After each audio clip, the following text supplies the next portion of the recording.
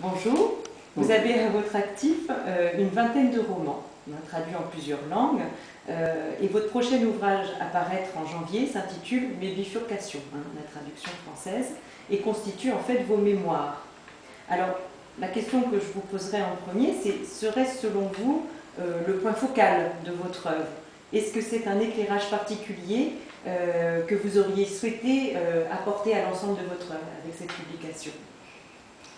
Plus ou moins, je crois, parce que c'était très difficile de décider. D'abord, de passer à l'écriture en tant que telle, parce que j'ai toujours eu pas mal de suspicions à l'égard d'autobiographie, parce qu'il y a une sorte d'égoïsme qui émane d'une telle entreprise et dont j'ai horreur.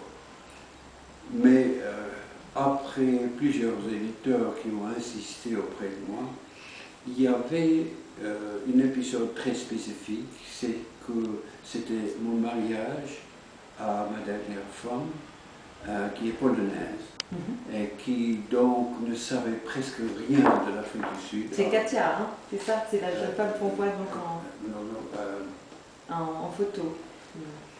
Non, c'est pas Katia, alors je me... Non, c'est pas Katia, c'est Karina. Karina, pardon. C'est moi qui ai défendu. Karina. Et donc ça me donnait l'occasion, la possibilité en ce qui concernait la structure de cet écrit, de diriger mes commentaires vers elle. Et donc, parce que ça me donnait l'occasion de raconter mon histoire personnelle à quelqu'un que je commençais à connaître, ça m'a passionné d'une telle façon que je crois que ça a influencé le timbre de ce que j'essayais d'écrire. Effectivement, je crois qu'on est vraiment dans un, outre vraiment la biographie traditionnelle, on est quand même dans un timbre très intimiste. Et je dirais que la deuxième question que je vous posais, c'était ça, c'était en fait, qu'est-ce qui peut bien motiver un écrivain engagé, de renommée internationale, comme vous l'êtes, hein, vous n'avez jamais cessé de l'être depuis Une saison blanche et sèche et j'en passe.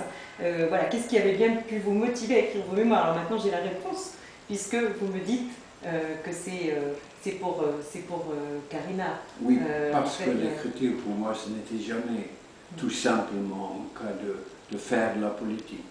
C'est justement toujours essayer d'aller au-delà de la politique, d'entrer au fond de la littérature. Et maintenant, c'est une confusion,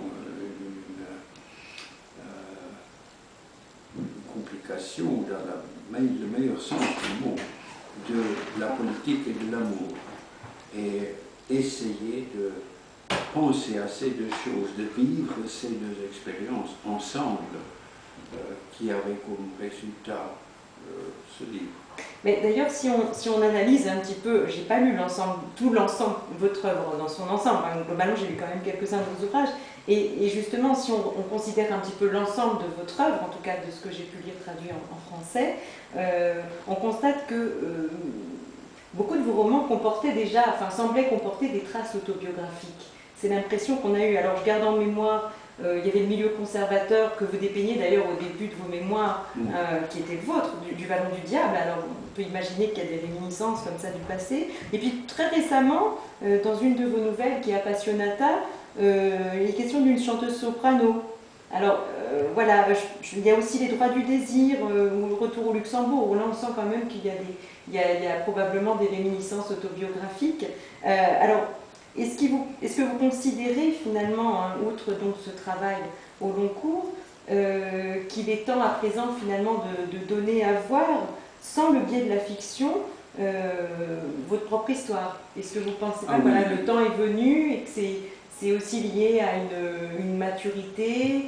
Inévitablement, parce que il y a une chose que me passionne, c'est toujours d'essayer de franchir les limites, donc aussi les limites qui démarquent d'habitude la fiction et l'autobiographie, les faits réels de sa vie personnelle. Je trouve en effet qu'assez souvent, quand on fait semblant d'écrire quelque chose d'autobiographique, en effet, c'est de la pure invention. il est très très difficile de faire la distinction entre les deux. Et pour moi, c'était quelque chose qui va magnifiquement la peine, parce que c'est l'invention, c'est l'occasion d'imaginer des choses qui, pour moi, c'est la partie la plus importante de la vie. Absolument, puis c'est une manière aussi de revenir finalement sur ce qui a constitué votre cheminement, votre œuvre. Oui. Et alors la question évidemment qu'on a dû vous poser déjà et qu'on ne va pas arrêter de vous poser, c'est est-ce qu'il y aura, et on l'espère d'ailleurs, d'autres projets de fiction après ces bifurcations finalement? Ah oui, et je viens justement de commencer un nouveau roman, et pour moi c'était une joie totale que de me retrouver au sein de la fiction. Alors c'est un roman historique, parce qu'on considère que dans votre œuvre il y a aussi donc, des romans de, je pense à Un turbulent silence ou des choses. Ah oui. Des romans à dominante historique, ou est-ce qu'on reviendra dans un... Surtout ça, oui, c'est un roman tiré de la période de l'esclavage en Afrique du Sud. Et de plus en plus, j'ai l'impression que ce qui se passe toujours en Afrique du Sud, dans l'actualité, c'est une des conséquences de la servitude, de l'esclavage, de le sens de l'illusion de la supériorité des Blancs envers les Noirs. Et afin d'essayer de comprendre ceci, il faut toujours retourner à l'époque de l'esclavage. Donc voilà toujours qui nous retrouve. Très bien, mais écoutez, c'est une bonne nouvelle donc de savoir que vous êtes arrêté un temps, vous êtes revenu sur l'ensemble de votre œuvre pour finalement donc repartir sur du roman historique.